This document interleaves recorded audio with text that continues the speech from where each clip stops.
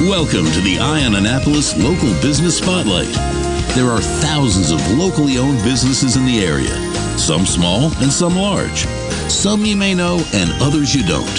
But one thing they all have in common is a great story, and we want to share it with you. Join us every Saturday as we talk to the founders, the owners, and the managers of local businesses you have come to know and love, and those you will come to know and love. Now here's your host, John Frenay, with this week's Local Business Spotlight. You know, we're up here at the Hospice of the Chesapeake on Ritchie Highway in Pasadena, although I will argue that this is probably Severna Park, but that's semantics here. And we've spoken with Mike Brady, the CEO, in the past about the organization a while ago, how the community can support it and everything else. And since that time, I know the organization has really grown an awful lot to include Charles, Calvert, Prince George's, and Anne Arundel County, obviously. But now we wanted to sort of get into the nuts and bolts of what Hospice of the Chesapeake offers. And we are here with Chief Clinical Officer Becky Miller. How are you? I'm well. How are you? Good. Well, what does a Chief Clinical Officer at Hospice of the Chesapeake do? And we probably don't have enough time, do we? I am responsible for all of our hospice operations. So that's everything from when someone says that they want to talk to someone about hospice, through an admission process, when they're on service, and then when we work with their families after someone has passed away. And then I'm also responsible for our internal education. So our clinicians, how they learn about what they do each and every day and when they need help. And then I also oversee our quality and our compliance areas. So you got lots of time on your hands. Yes. Well, I have a great team. I'll put it that way. You know, I will say that this team is a good team. I've got some friends that have volunteered here, and everybody lauds it. And through my personal experience, not particularly with Hospice of the Chesapeake, but down in Florida, with both of my parents when they passed away, the concept of hospice is just absolutely amazing. And as I've sort of followed the trajectory of this hospice, I mean, with the growth and everything else, I mean, you've got the Hospice of the Chesapeake is, I guess, sort of how you were born. And I mean, hospice is care at the end of life. Mm-hmm. So what is your role when it comes to that? I mean, I am on my final, is it days, weeks, months, years? All of those.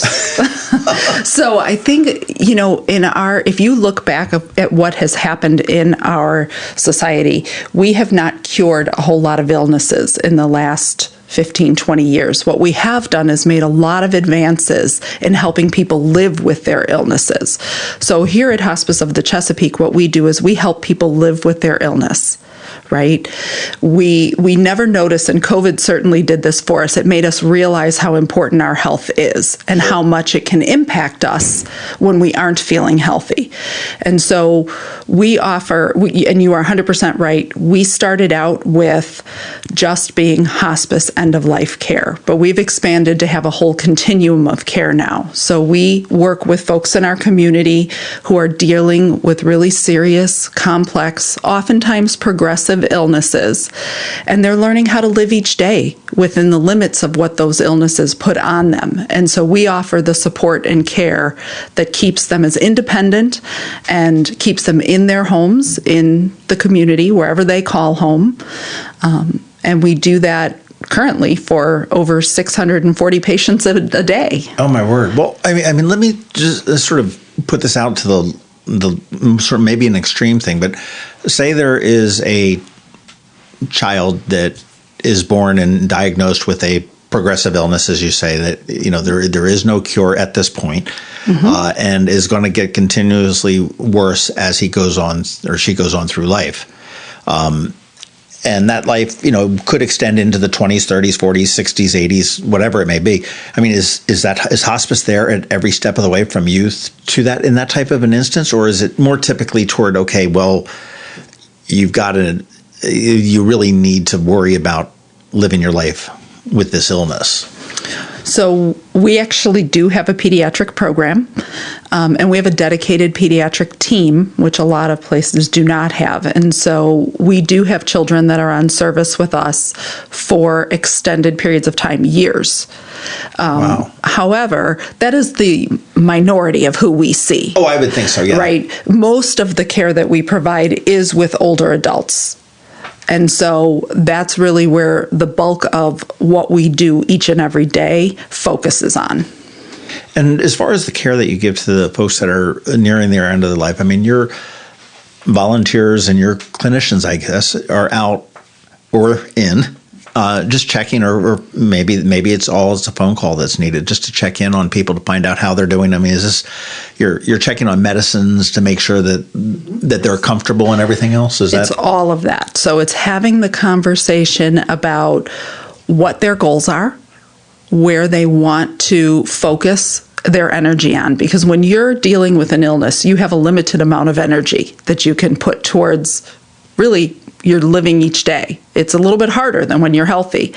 And so we help focus on that, and then we do all the other things that make that easier, whether that's getting the right medical equipment in the home, whether it's providing the teaching to the person or their family about how to care for someone who's dealing with an illness.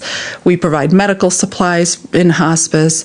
We provide the medications. We get them to the home for folks so that they don't have to search that out. We work as a go-between between their community physician so that they stay connected with the person who knows their care the best. Right. It makes sense. How do you guys get paid?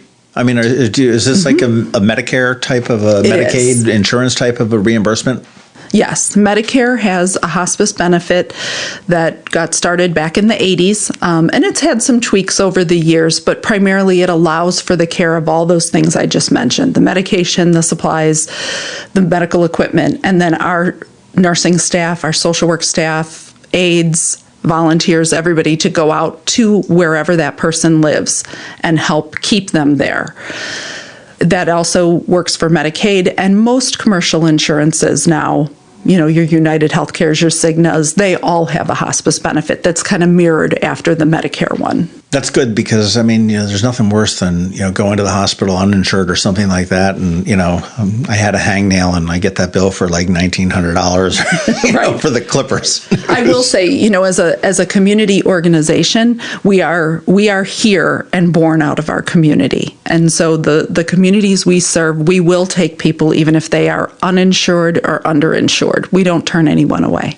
That's fantastic. Well, you mentioned about, working with the families and stuff like that. And then that's a separate arm of hospice, I guess, for lack of a better word, but Chesapeake Life Center. And I noticed as I was coming in the entrance, you've got the awning right there, and that's a separate building. And is that primarily for loved ones of folks that may be in hospice? Is that where the prime focus of the Chesapeake Life Care is? The Chesapeake Life Center really focuses on our entire community. So it's open to anyone in the community that is working or trying to learn how to adjust to working with someone or living with someone who has an illness, or they themselves have an illness. So Chesapeake Life Center is made up of mental health professionals who are trained and know how to work with folks who are dealing with loss. And I say loss in the broad sense. It doesn't mean a death that's happened, though it could be that. Sure. It also means a loss of functioning or a loss of role, things that you couldn't do the same. I know when my mother had Alzheimer's, and she had it fairly severe. I mean, I had lost her well before she passed away. And that was, a way that I sort of dealt with it internally of my own.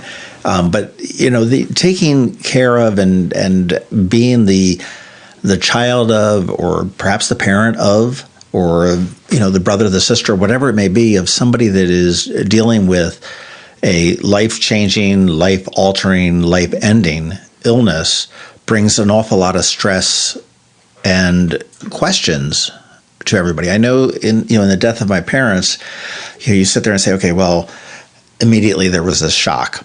And of course the hospice from Florida, as it happened to where they were, contacted me, hey, how are you doing, periodically and everything else. But as I go on, now they've all been dead for probably my mother has been more than a decade now, there are times where I go like, wow, I just get this sadness.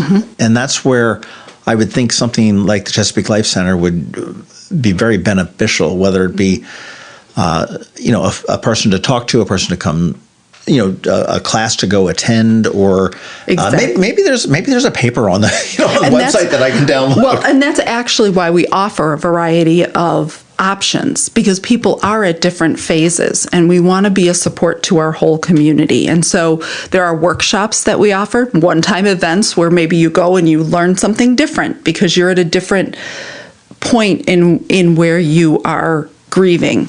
And then we also offer ongoing support groups for somebody who's in the midst of it, right? Who maybe is really just dealing with that stress of caregiving that you mentioned. And how can I cope better? I need an outlet. I need somewhere to talk. But we know not everybody can get out. So we also offer telehealth visits. So you can do it virtually. That's one of the other things that you honed that down in the last couple of years. That's right. Other thing COVID taught us, right? How to do everything virtually. But we're making that part of our ongoing service that we offer, because we know that not everybody can physically always come in. Right. And now, is there a cost in that? I mean, I'm assuming that the classes and run have probably a minor cost, because I mean, you've got professionals that are coming in, you've got materials and everything else. So right. We, again, we do a lot. You've probably also seen, because Hospice of the Chesapeake's very much in the community, our fundraising events. That's what a lot of those dollars go towards. But we do charge a small fee. Well, one thing I love about the Chesapeake Life Center is that you don't restrict it to the two-legged creatures that are, that may be losing their life, and you do have it. And as we all know, pets become members of the family just as much as Aunt Martha does as well. And I know periodically you do offer coping with the grief of a pet. Absolutely. Especially for older adults, sometimes that's the most companionship that people have. And then when that changes, it's a significant loss. It's so sad when you see older folks, and I get my own little guilt with my own parents to a degree, but I mean, we all have our own lives and we need to worry about providing for our families and ourselves and everything else. And we may not be there in old, and animals really do help them, to be, that sort of crutch, if you will. I know, I try to get down monthly to Florida to see my mom and my dad when they were older and unable to sort of get out and about. But it was, I still carry a little bit of guilt about it, that it wasn't enough. But then I'm like, can I afford to go down there weekly? Right. Let's be realistic. Right. And there's different ways to connect, and not everybody connects the same way. And so in Chesapeake Life Center and in our integrative arts program, we offer a lot of complementary therapies, we call them, so that, sometimes it's a movement type of therapy. Sometimes it is pet therapy. Sometimes it is, and I use the word therapy very lightly, right? It's companionship. It's that connection that we're going for. There's no couches involved. Right. Well, sometimes the dogs like to get on the couch. Stroking his beard, smoking his pipe. Exactly. We actually do some yoga as well. That's very popular. That's one of our most popular type of things that we do. So we could talk about all the cool things that Chesapeake Life Center offers. Yeah, that's true. Well, the third sort of arm that you will, which makes you kind of like an alien because you've got three arms as opposed to two, but Chesapeake Supportive Care. And that I was looking on the website there, and you said that's sort of taken over what used to be called palliative care. And yeah, that is also a community service that we offer. And that's for folks who are dealing with sometimes multiple illnesses. Sometimes it is just one very serious illness. But most of the time when you have one serious illness, there's a lot of treatments that are involved. And those treatments sometimes lead to other complications. And what supportive care does is it helps people put all that together. So you might be seeing multiple specialists from different areas. So you might have 4 or 5 doctors is not uncommon. What palliative care will do, supportive care will do, they'll go out and they work with all of those physicians, but they also work with you as the patient and their family to find out what's important, how do we mitigate any of the side effects you're having, make sure we get something that keeps you as independent as possible. And that can be happening while you're undergoing other treatments for hopefully curing the illness that's currently causing you trouble. Or if it turns out that it isn't curable, it is something that's more chronic, they can help with that and understanding it, and also help you to see what might be coming in the future and to make sure your wishes are known. You know, one of the things we hear all the time is people have ideas about how they want to live their lives going forward as they age or if they are ill. So we have advanced directives, advanced care planning. You hear about that, right? You can't check into the hospital without them handing you the forms if you don't give them the forms already filled out. Our supportive care does a lot of work with people in the community around voicing what it is that they want as they go through this illness.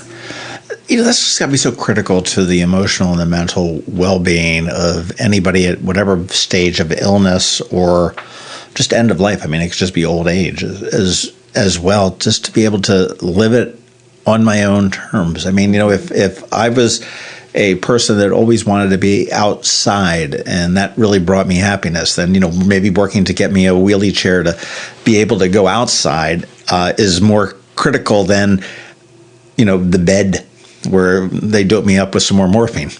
Right. Dope me up with the morphine, put me out in a wheelchair and have somebody walk me around would be. Or knowing when you can have the right time of the day to be able to do that. Like maybe you have more energy in the morning, so let's make sure that's a priority in the morning as opposed to by the end of the day where you just really don't have the strength to go out and be outside. That's fantastic. Yeah. That's fantastic. It's really the reason I've been doing this work for so many years. I started out actually as a hospice volunteer when I was in my 20s. Got hooked. And I got hooked. Absolutely. I never thought that this was where my career was going to go, but I have found so much joy and hope in working with people who are dealing with things that happen. They didn't ask for them to happen. They just happen. And yet you have to adjust to it. That's what life is all about. And so helping people live their best lives is the reason that all hospice professionals do what they do. And it's funny, as I was growing up, I mean, death was this horrible, just horrible thing that happened at the end. And it was just, shield the kids from it, don't let them know. And that was, back in the 60s and the 70s. And, as my parents passed, I really did see that, certainly sad, certainly, you can't deny that. But there was something really beautiful about it, that they were able to sit there and to see. I mean, my father was in World War II, and he never really told any World War II stories until he realized that, his end was near. And then he was a chatterbox. And unfortunately, I wasn't able to get him on microphone, but it was because he had some wonderful stories that, for 95 years, he had bottled up inside of him. We didn't talk about that. We just talked about that, one time where I let the F-bomb slip at the Thanksgiving table in front of my mom and she smacked me. Right. Well, and one of our most popular volunteer programs is our Veteran to Veteran Connection and our We Honor Veterans program. We do pinning ceremonies. Families find it extremely beneficial, and stories do come out that over all these years, families will say, oh my gosh, I never knew that. Yeah. Right? He never told that story before. Right. But it comes out when you put the setting in place and allow that to happen. Sure, true. Well, hospicechesapeake.org is the website where you get all the information. But, from you, Becky, I mean, how do we support you? How can the community help Hospice of the Chesapeake or Chesapeake Life Center or the Chesapeake Supportive Care? I mean, I know we can attend the galas, get involved, and we can donate lots of money through those. And sure, we love that. Yeah, but we also love people. Everybody has talents, and so our volunteers, if you have a way you want to give back to the community, our volunteer department is, oh my gosh, so creative in how they put people to work. And so I think that's important. I think talking about your own wishes is important. And the time to talk about it is when you're healthy, sure, right? When you're not feeling that pressure. And so not being afraid to talk about the fact that we do have really serious illnesses in our community, in our society. And I think the more we can normalize and make this just a part of life, that's tremendous help, because people are afraid. And especially when you get that diagnosis, you described it, right? There's the shock. Yeah. And with shock usually comes a little bit of fear. What does this mean? Undoubtedly. Right? So the more we have talked about it and normalized it in our society prior to this, so often we talk about it, it needs to be just like giving birth. Saying goodbye is just as beautiful, and it's just as much a part of life. Do we have a lot of ways to go, or are we getting there? Or are we there? We're definitely not there. Have we made headway from the 60s and 70s? Absolutely, right? We're not there either. We're somewhere in the middle.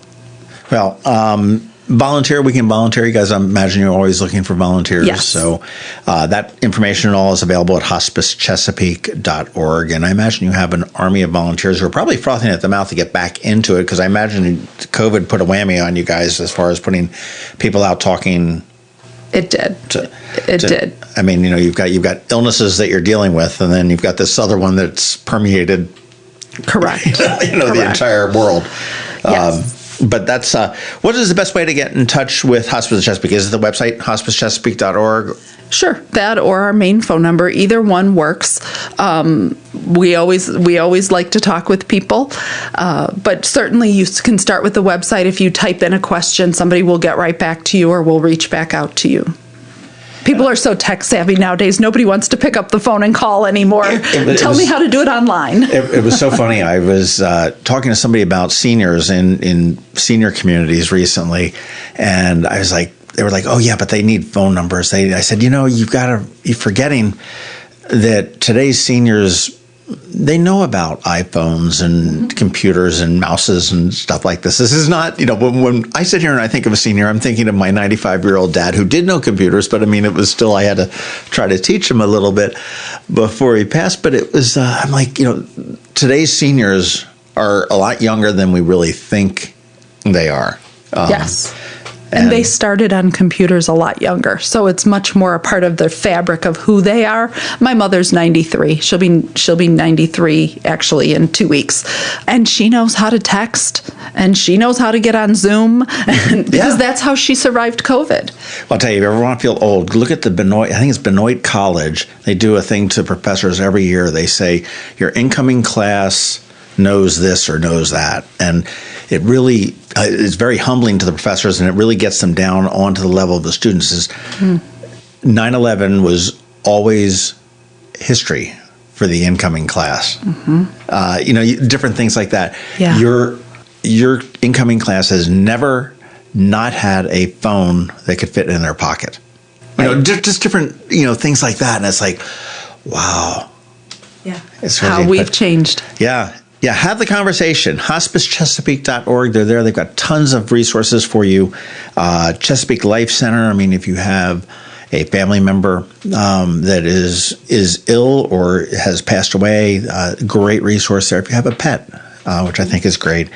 And Rebecca Miller here is leading the charge as the Chief Clinical Officer.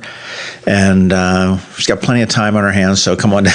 Absolutely. I'm always willing to talk to someone. I want to thank you so much for your time this afternoon, and thank you for the job that you're doing for the community. I mean, it's obviously it's a calling for you. It's not. It is.